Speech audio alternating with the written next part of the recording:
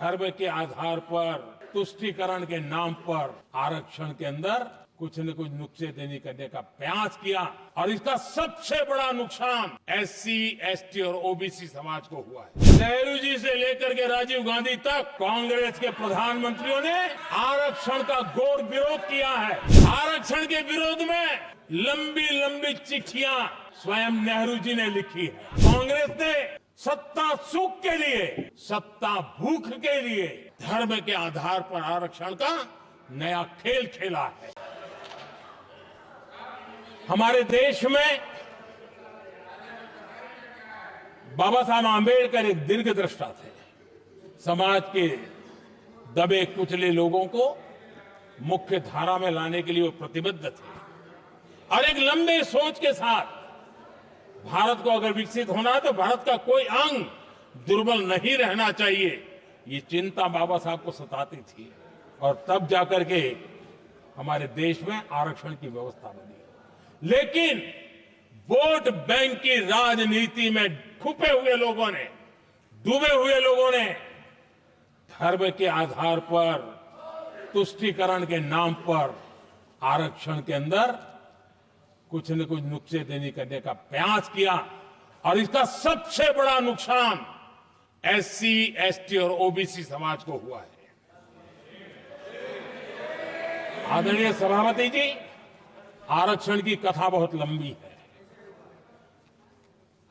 नेहरू जी से लेकर के राजीव गांधी तक कांग्रेस के प्रधानमंत्रियों ने आरक्षण का घोर विरोध किया है।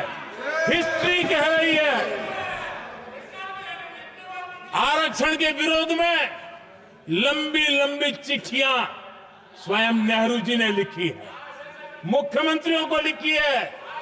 इतना ही नहीं, सदन में आरक्षण के खिलाफ लंबे लंबे भाषण इन लोगों ने किए हैं। बाबा साहब आंबेडकर समता के लिए और भारत में संतुलित विकास के लिए आरक्षण के लेकर के आए, उन्होंने उसके खिलाफ भी झंडा ऊंचा किया हुआ था। दशकों तक मंडल कमीशन के रिपोर्ट को डिब्बे में डाल दिया था। जब कांग्रेस को देश ने हटाया, जब कांग्रेस गई, तब जाकर के ओबीसी को आरक्षण मिला, तब तक ओबीसी को आरक्षण नहीं मिला। ये कांग्रेस का पाप है। अगर उस समय मिला होता तो आज देश के अनेक पदों पर ओबीसी समाज के लोग भी देश की सेवा करते, लेकिन नहीं करने दिया, नहीं होने दिया। ये पाप इन्होंने किया था। आदरणीय सभापति जी, जब हमारे यहां संविधान का निर्माण चल रहा था, तब संविधान निर्माताओं ने धर्म के आधार पर आरक्षण होना चाहिए कि नहीं होना चाहिए, इस विषय पर घंटों तक, दिनों तक गहन चर्चा की है, विचार विमर्श किया है और सबका मत बना है कि भारत जैसे देश की एकता और अखंडता के लिए धर्म के, संप्रदाय के आधार पर आरक्षण नहीं हो सकता है। सुविचारित मत था, ऐसा नहीं कि भूल गए थे, रह गया था। सोच विचार कर तय किया गया था कि भारत की एकता और अखंडता के लिए संप्रदाय और धर्म के आधार पर यह नहीं होगा। लेकिन कांग्रेस ने सत्ता सुख के लिए, सत्ता भूख के लिए, अपनी वोट बैंक को खुश करने के लिए धर्म के आधार पर आरक्षण का नया खेल खेला है, जो संविधान की भावना के खिलाफ है। इतना ही नहीं, दे भी दिया कुछ जगह पे और सुप्रीम कोर्ट से झटके लग रहे हैं।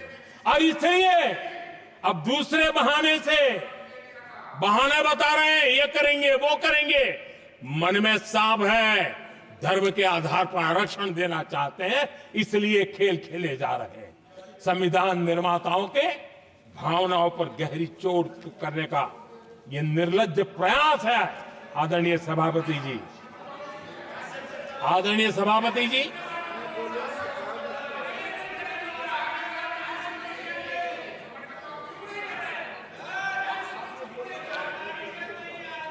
आदरणीय सभापति जी, एक गलत और विषय, ये तरीका ठीक नहीं। आपके नेता ने बोला, आपने बोला दोबारा बात मत करो। जिसकी भी मैं चर्चा करना चाहता हूं,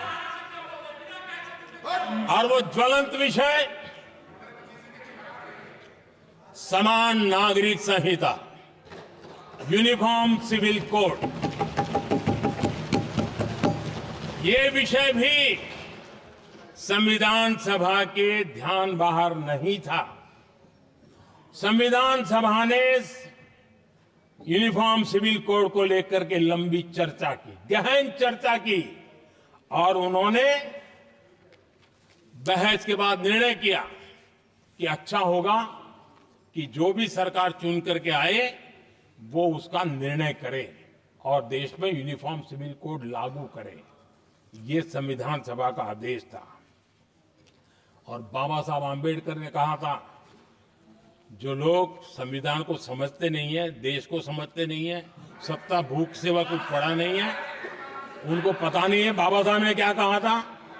बाबा साहब ने कहा था, धार्मिक आधार पर बने। ये मैं बाबा साहब की बात कर रहा हूं, इतना वीडियो कट करके घुमाना मत। आदरणीय सभापति जी, बाबा साहब ने कहा था, धार्मिक आधार पर बने पर्सनल लॉ को खत्म करने की बाबा साहब ने जोरदार वकालत की थी। उस समय के सदस्य के.एम. मुंशी जी ने कहा था, समान नागरिक संहिता को राष्ट्र की एकता और आधुनिकता के लिए अनिवार्य बताया था। कमा मुंशी जी ने। सुप्रीम कोर्ट ने भी कई बार कहा है कि देश में यूनिफॉर्म सिविल कोड जल्द से जल्द लाना चाहिए। सरकारों को आदेश दिए हैं सुप्रीम कोर्ट ने, और उसी संविधान की भावना को ध्यान में रखते हुए, संविधान निर्माताओं की भावनाओं को ध्यान में रखते हुए हम पूरी ताकत से लगे हुए हैं सेक्युलर सिविल कोड के लिए। और आज कांग्रेस के लोग संविधान निर्माताओं की भावना का भी, सुप्रीम कोर्ट की भावना का भी अनादर कर रहे हैं, क्योंकि उनकी राजनीति को सूट नहीं करता है। उनके लिए संविधान वो पवित्र ग्रंथ नहीं है, उनके लिए एक हथियार है राजनीति का। खेल खेलने का हथियार बना दिया। लोगों को डराने के लिए संविधान को हथियार बनाया जाता है। आदरणीय सभापति जी, और ये कांग्रेस पार्टी, उनको तो संविधान शब्द भी उनके मुंह में शोभा नहीं देता है। इसलिए जो अपनी पार्टी के संविधान को नहीं मानते हैं, जिन्होंने अपनी पार्टी के संविधान को कभी स्वीकार नहीं किया है, क्योंकि संविधान को स्वीकार करने के लिए एक लोकतांत्रिक स्पिरिट लगता है, जो जिनकी रगों में नहीं है। सत्तावाद और परिवारवाद भरा पड़ा है। अब आप देखिए जो कैसी शुरुआती कितनी गड़बड़ हुई है। मैं कांग्रेस की बात कर रहा हूं। 12 कांग्रेस की प्रदेश की कमेटियों ने, 12 प्रदेश कमेटियों ने सरदार पटेल के नाम पर सहमति दी थी। नेहरू जी के साथ एक भी कमेटी नहीं थी, नॉट अ सिंगल। संविधान के तहत सरदार साहब ही देश के प्रधानमंत्री बनते हैं, लेकिन लोकतंत्र में श्रद्धा नहीं, खुद के संविधान पर विश्वास नहीं, खुद के ही संविधान को स्वीकारना नहीं, और सरदार साहब देश के प्रधानमंत्री नहीं बन सके और ये बैठ गए। जो लोग अपनी पार्टी के संविधान को जो लोग अपनी पार्टी के संविधान को नहीं मानते, वो कैसे देश के संविधान को स्वीकार कर सकते हैं?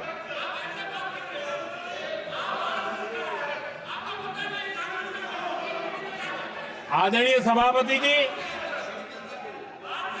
जो लोग संविधान में लोगों के नाम ढूंढते रहते हैं, मैं जरा बताना चाहता हूं।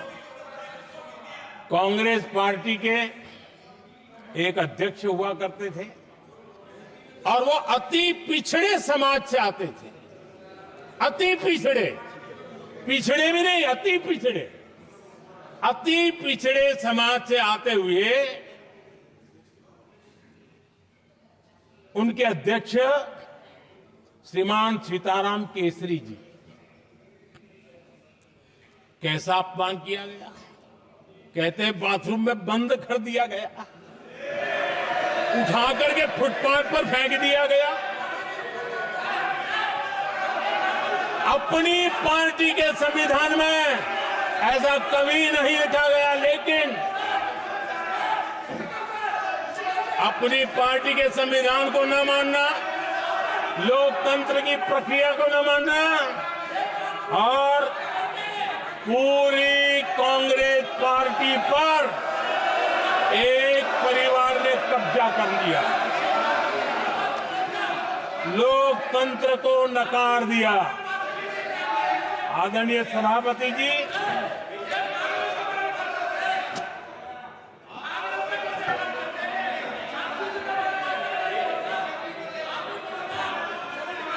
तो आपके सदस्यों ने क्या क्या बोला था, ठीक नहीं है। आप जब सदन के नेता बोल रहे हैं तो सदन की मर्यादा को रखो, अच्छी परंपरा को बनाओ। संविधान के साथ खिलवाड़ करना, संविधान के स्पिरिट को तहस नहस करना, ये कांग्रेस की रगों में रहा है। हमारे लिए संविधान, उसकी पवित्रता, उसकी शुचिता हमारे लिए सर्वोपरि है।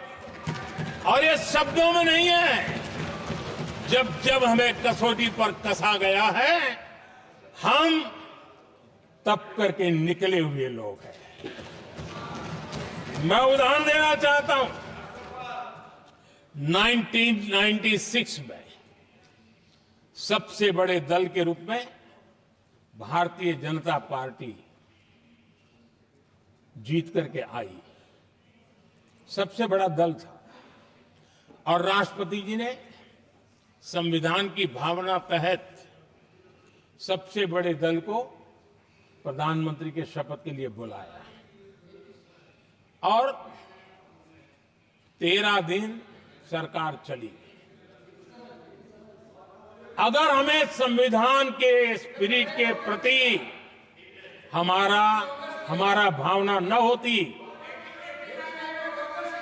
तो हम भी ये बांटो, वो बांटो, ये दे दो, वो दे दो, इसको डिप्टी पीएम बना दो, इसको ढिकना बना दो, हम भी सत्ता सुख भोग सकते थे। लेकिन अटल जी ने सौदेबाजी का रास्ता नहीं चुना, संविधान के सम्मान का रास्ता चुना और 13 दिन के बाद इस्तीफा देना स्वीकार कर दिया। ये ऊंचाई है हमारी लोकतंत्र के। इतना ही नहीं, 1998 में एनडीए की सरकार थी, सरकार चल रही थी, लेकिन कुछ लोगों को हम नहीं तो कोई नहीं, ये जो एक परिवार का खेल चला है, अटल जी की सरकार को अस्थिर करने के लिए खेल चले गए। वोट हुआ, खरीद फरोख्त तब भी हो सकती थी, बाजार में माल तब भी बिकता था, लेकिन संविधान की भावना के प्रति समर्पित अटल बिहारी वाजपेयी जी की सरकार ने एक वोट से हारना पसंद किया इस्तीफा दिया, लेकिन असंवैधानिक कोई कृत्य नहीं किया। ये हमारा इतिहास है, ये हमारे संस्कार है, ये हमारी परंपरा है। और दूसरी तरफ अदालत ने भी जिस पर थप्पा मार दिया, कैश फॉर वोट का कांड, एक लघुमती सरकार को बचाने के लिए संसद में नोटों के ढेर साक्ष्य के रूप में रखे गए, असंवैधानिक तरीका। सरकार बचाने के लिए भारत के लोकतंत्र की भावना को बाजार बना दिया गया, वोट खरीदे गए।